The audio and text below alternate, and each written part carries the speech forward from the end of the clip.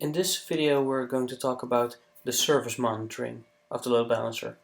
So let's go to the network security and then to the NSX edges and the edge service gateway that were used before, and let's go to manage the load balancer, and there you can see the service monitoring section here. So what does this do? Well, the service monitoring is basically to monitor the service if the service of the web servers is still available.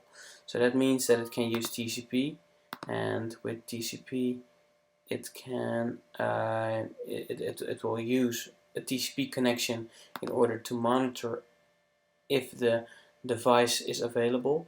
Yes or no? Well, with HTTP and HTTPS it will just do the same, and it will use the GET method to verify if the server is still alive.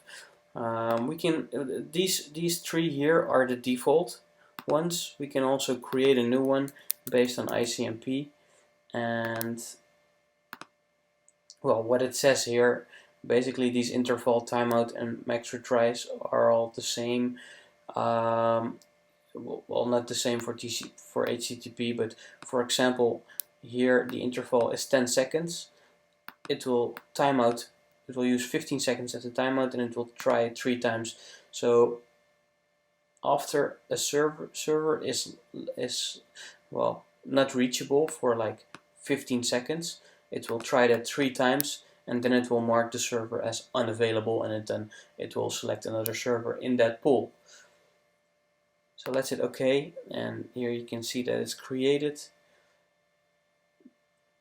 Well, we can also modify it with the pencil here, and we can also remove it. So this service monitoring part here is very important. It will basically measure if your server within a certain pool is still available, yes or no, and it can use different methods to do that.